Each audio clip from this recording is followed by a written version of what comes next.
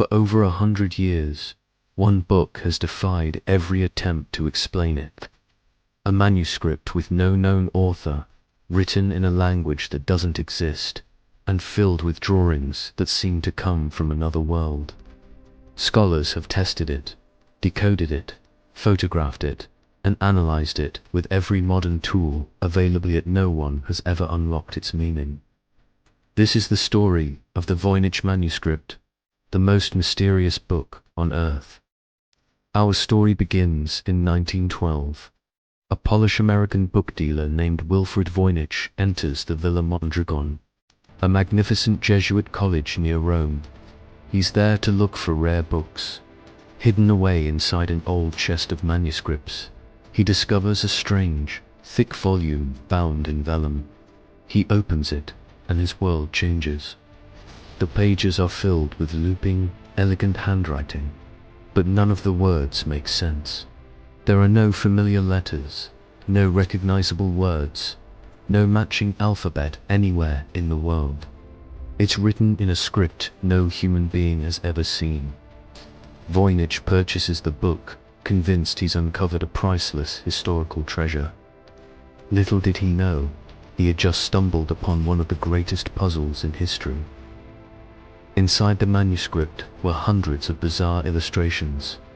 At first glance, some of them seemed almost familiar, but the closer you look, the stranger they become. There are botanical drawings, pages filled with detailed sketches of plants. But these plants are unlike any living species. Some have roots that twist into impossible shapes.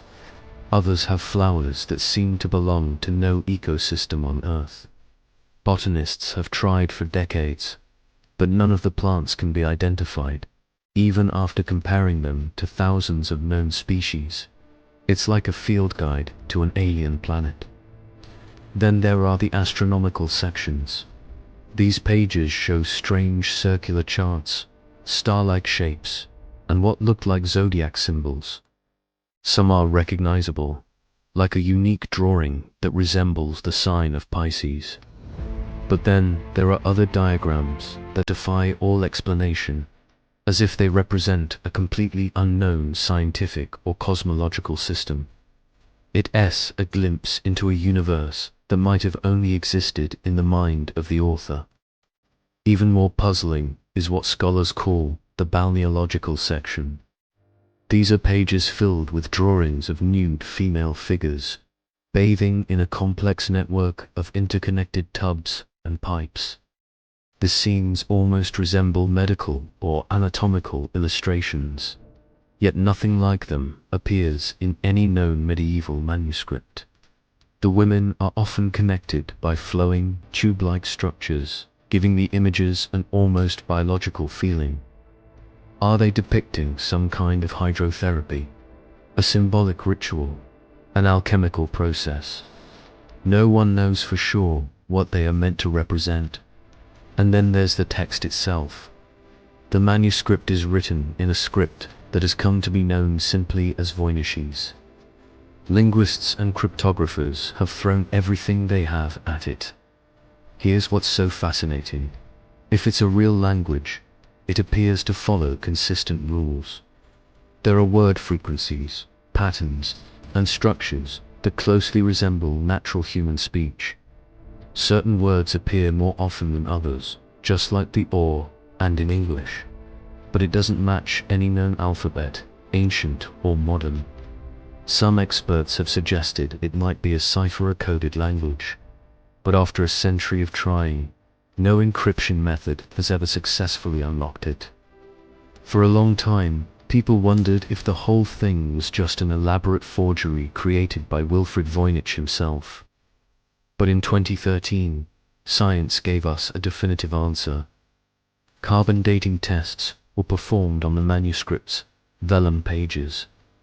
These tests revealed that the material dates to the early 15th century, specifically between 1404 and 1438. This placed the manuscript squarely in the late medieval period, a full 500 years before Voynich discovered it. Radiocarbon dating proved it was not a modern forgery. The book was genuinely old and genuinely mysterious. So, if it's an authentic medieval document, who owned it? Historical research has traced a possible path for the manuscript through the centuries. It may have been owned by figures like Emperor Rudolph II of the Holy Roman Empire, who was a famous collector of strange and wonderful scientific works. A letter found tucked inside the book suggests it had been purchased for a large sum of money, possibly under the belief that it was written by the famous 13th century English philosopher Roger Bacon. However, modern scholars now view this as unlikely. The trail of ownership is murky, adding another layer of intrigue to the story. Over the years, countless theories have been proposed to explain what this book actually is. Some believe it's a complex cipher used to hide secret medical or alchemical knowledge, information that might have been considered dangerous or heretical at the time. Others think it might be an experiment in constructing an artificial language, like a medieval version of Esperanto. A few still argue that it could be a masterful medieval hoax, though the incredible consistency and linguistic patterns make this a difficult theory to support. It would have taken a genius to create something so complex just for a prank. Linguists have analyzed the text using powerful statistical algorithms, and they've discovered that its structure resembles real human language far more than random gibberish. This suggests there is a real meaning hidden in these pages. Even the world's best codebreakers have tried to crack its secrets. Cryptographers from the US and British intelligence communities, people who spent their careers breaking enemy codes, have attempted to solve the Voynich Manuscript and failed. Even modern artificial intelligence tools, designed to find patterns in massive amounts of data, have not been able to unlock its meaning. The illustrations themselves have inspired a wide range of theories. Are they a guide to herbalism, documenting lost medicinal plants? Do they map out an unknown system of astronomy or cosmology? Are they related to early medicine, or perhaps a form of proto-science that never developed?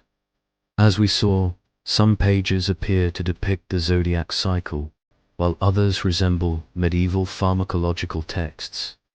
But again, none of the drawings match any known tradition directly. Every potential clue just leads to another dead end.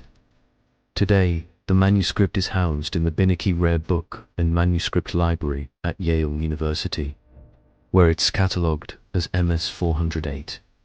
It remains one of the library's most studied and most famous artifacts, a book that continues to attract historians, codebreakers, linguists, and curious minds from all over the world. Despite decades of intense investigation by the brightest minds, no one has conclusively decoded even a single page, let alone a single word. The Voynich Manuscript stands alone in the history of written language. It is not merely a puzzle. It's a window into a mind, a culture, or perhaps a secret that has been completely lost to time. Was it the work of a forgotten scholar, documenting a world only they could see? A coded text meant to hide dangerous knowledge from the authorities? A medieval attempt at creating a universal language? Or could it be something else entirely, something we may never fully understand? After more than 600 years, the Voynich Manuscript remains silent. A book without a known author. A language without a known meaning. A mystery without an answer. And perhaps that is precisely why it continues to fascinate us so deeply. It reminds us that there are still secrets in this world, waiting to be discovered. Thank you for watching. If you're as fascinated by this mystery as I am, make sure to like this video and subscribe for more stories about the unexplained. What do you think the Voynich Manuscript is? Let me know your theory in the comments below.